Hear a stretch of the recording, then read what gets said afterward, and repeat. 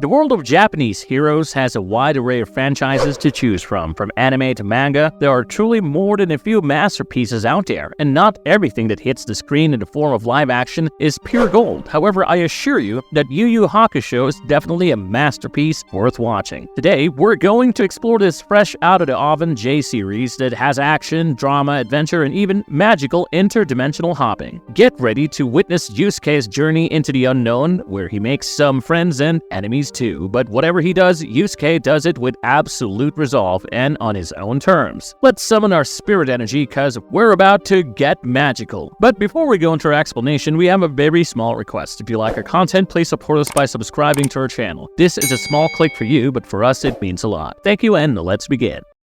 The Reckoning. In the first episode of Yu Yu Hakusho, we step into the life of Urameshi Yusuke, a rebellious teenager whose untimely death starts an interesting mystical journey. The story goes ahead with Yusuke's accidental demise and his realization that he possesses a spirit capable of observing the aftermath of his own death. Before the unfortunate accident, we see Yusuke's chaotic daily life marked by school bullies, an exhausted relationship with his mother, and constant fights with his opponent Kuwabara Kazuma. While all these challenges are on, a strange roundworm monster escapes from the underworld and starts laying the foundations for the clash between the demon and the human dimensions. Yusuke's selfless act of saving a young boy from an oncoming truck becomes the main highlight of the episode. The unexpected twist of selflessness leads to a dilemma in the afterlife where Botan, the Green Ripper, and Koenma, her boss, are unable to decide Yusuke's fate. The spirit world gives Yusuke an offer. He can be resurrected if he agrees to become a spirit detective who is tasked with stopping yokai's invasion into the human world. Yusuke initially resists as he doesn't like being told what to do. However, later Yusuke witnesses his own funeral and the impact of his death on loved ones. The emotional moments lead to a change of heart, especially Keiko mourning his death. He begins to like his new role and returns to the human world. Upon his return, he encounters a powerful opponent, the parasitic roundworm yokai. The episode closes with an almost apocalyptic-like battle as Yusuke confronts the monster possessing a bullied boy named Kirino. Koenma, the ruler of the spirit world, urges Yusuke to summon his spirit energy to drive out the powerful creature. The intense fight shows Yusuke's determination, killing the monsters and saving poor Kirino. As the episode concludes, we are introduced to three powerful yokai, Kurama, Hiei, and Goki. They have stolen magical artifacts from the spirit world. This sets the stage for future battles and leaves us super excited. In the first episode, a mix of action, emotions, and the supernatural creates a strong base for the series. It further combines human drama with magical adventure.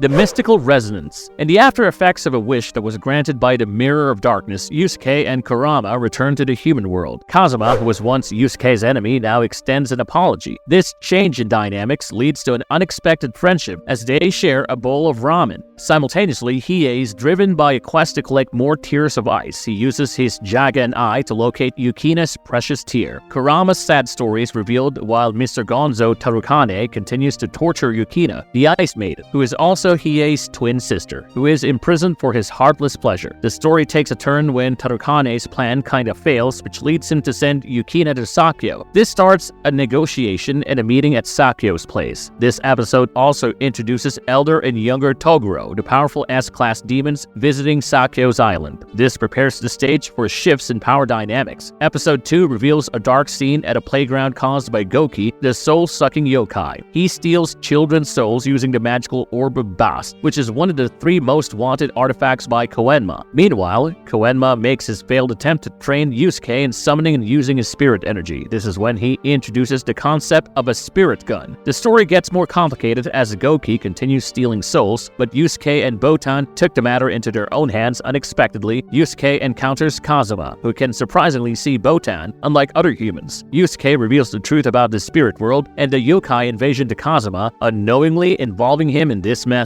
Later, Yusuke catches Goki with the Orb of Bast in an empty parking lot. This is where a gruesome battle takes place. Kurama, a mysterious yokai who hasn't been introduced yet, adds a plot to the ongoing story. Yusuke tries but is unable to use his spirit gun, which makes his battle even more challenging. In a surprising turn, a thankful little boy becomes an important part of the story due to Yusuke's past act of saving him. But Goki is simply ruthless in his acts. He steals the little boy's soul, leaving him unconscious on the ground. This triggers Yusuke Yusuke's spirit energy in massive proportions. Finally, Yusuke, fueled by emotion, uses the spirit gun and whoops Goki's butt. This results in immediately freeing the stolen souls. As the story goes further, Yusuke's journey, Kurama's sacrifice, and Hiei's mysterious motives come together and create a kick-ass storyline. Kurama's origins reveal the twist of his yokai human hybrid nature. Yeah, you've heard that right. He was a regular human once. Further, the Mirror of Darkness becomes a central focus when Yusuke confronts Kurama and finds out about Kurama's dying mother. The episode reaches an emotional point as Yusuke explores Kurama's past and bridges the gap between human and yokai experiences. They make a pact to use the mirror, tying the destinies of Yusuke and Kurama together. The climax takes Yusuke and Kurama to the underworld, where they use the Mirror of Darkness, which leads to a shared sacrifice to revive Kurama's mother. The episode ends with a newfound understanding and bond between the unexpected allies. Interestingly, elder and younger Togoro's arrival in the episodes shows the increasing threat and challenges for Yusuke and his allies.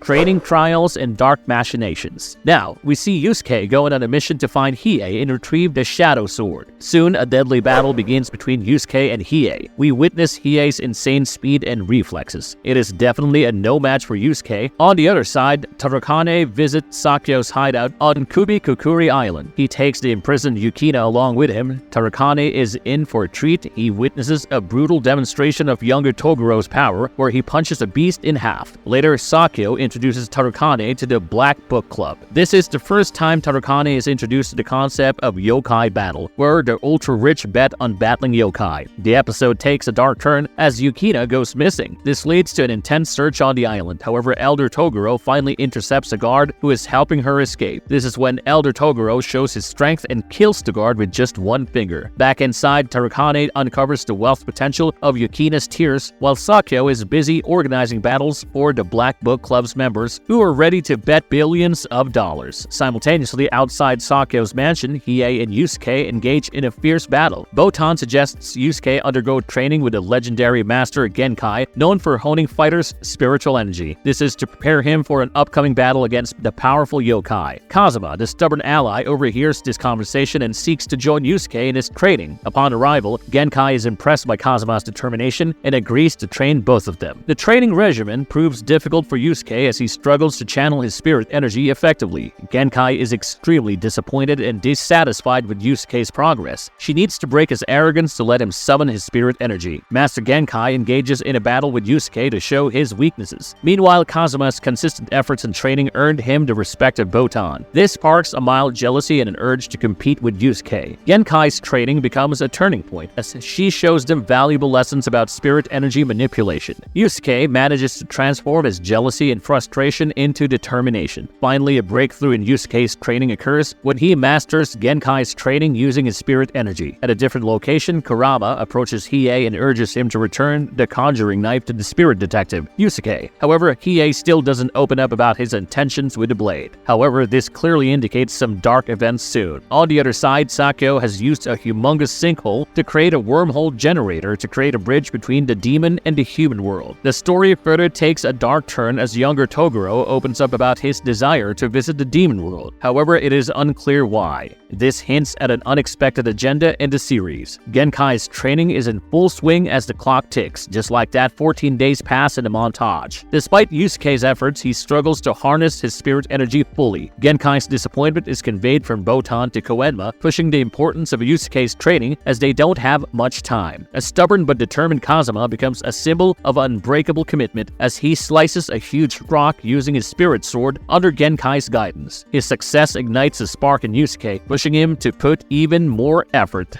The episode reaches its peak as Yusuke perfects the spirit gun technique by balancing himself upside down in his finger using a tiny spirit ball. Genkai finally bids her students farewell and passes her most potent weapon, the spirit orb, to Yusuke and Kazuma. Soon, younger Togoro arrives at Genkai's shrine, leading to an off-screen fight with his past flame, leaving her dead. Someone resembling Hiei kidnaps Keiko, leading to Kurama's intervention to prevent a clash between Yusuke and Hiei. It is later revealed that Sakyo is the one who planned Keiko's abduction as a scheme to draw the hero's attention. Yusuke, Kazuma, and Kurama unite to rescue the kidnapped girls. They accept an invitation to participate in the Dark Tournament. The episode concludes with tensions escalating as younger Togoro defeats Genkai after a fierce battle. The Convergence. Yusuke, Kurama, Hiei, and Kazuma arrive on the island for the tournament, where rich investors, including Tarakane, are eagerly awaiting to bid on the yokai fights. Sakyo finally reveals his evil goals to either merge the demon and the human worlds or commit suicide. Keiko senses Yusuke's arrival on the island and the boys. They split into pairs and enter the playground for the battles. Hiei chooses to fight alone against the giant buoy, while Kurama faces Karasu. Kazuma and Yusuke team up to search for the girls. Yukina, who now revealed herself as a yokai, helps Keiko, sharing her experience. Karasu, the explosive yokai, starts bombing Kurama. He unexpectedly and pretty much unwillingly transforms into his powerful fox yokai form. However, Karasu reaches his full potential as well. However, Hiei struggles against Bui, who takes off his armor and unveils his true strength. At the same time, Keiko and Yukina attempt to escape and thankfully encounter Kazuma. While Kurama was not as strong as Karasu, he still managed to defeat him using a poisonous thorn. Hiei on the other side defeats Bui but sustains some serious injuries in the battle. Keiko, Yukina, and Kazuma encounter the wackiest yokai, Elder Toguro, and try to survive his torment. Younger Toguro very eagerly asks Yusuke to demonstrate the power of the spirit orb that was given to him by Genkai. Finally, Sakyo initiates the wormhole generator machine to merge the demon and human worlds as the episode concludes.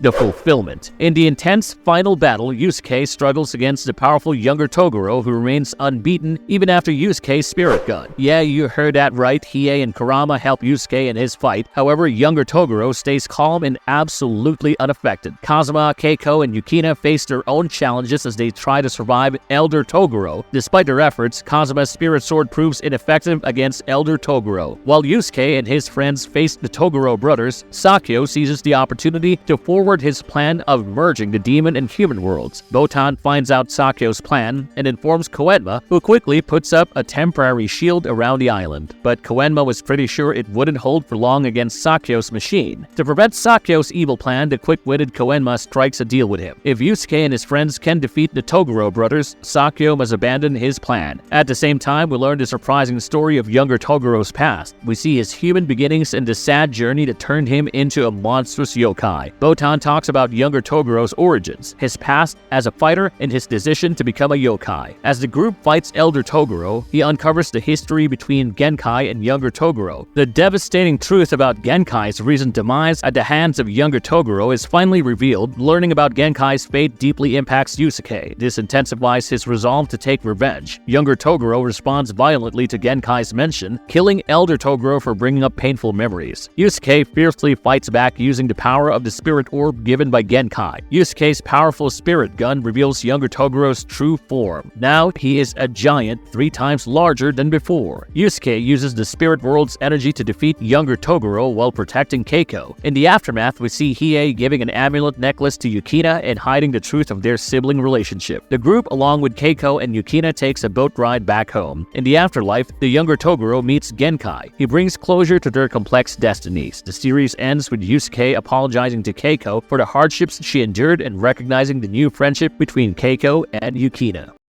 Marvelous verdict. In exploring this live-action adaptation of Yu Yu Hakusho, we journeyed through some very thrilling tales and came across a range of yokai. Each one of them has its own set of powers and a wacky origin story. From Yusuke's resurrection to using the spirit orb, the series is full of ups and downs and full of layers waiting to be explored in the upcoming seasons. The colorful characters reflect the creative brilliance of their creators. Most, if not all of them, have surely left a deep impact in not just shaping the storyline, but also in developing Yusuke as a spirit detective. I'm sure you've picked a favorite moment by now. Do let us know which one and why. Trust me when I say this, today's episode has merely scratched the surface of this action-packed J-series. You have to watch it to believe it. As we conclude this episode, we can't help but wonder what Yusuke would do now. Will he give up his powers, or will he train to become the protector of the human realm? Well, I guess we'd have to wait for it in the next season. Thanks for watching, and see you on the next one. If you liked our content, don't forget to leave a like and subscribe to us if you haven't already. Have a good one and be safe. Thanks, everyone.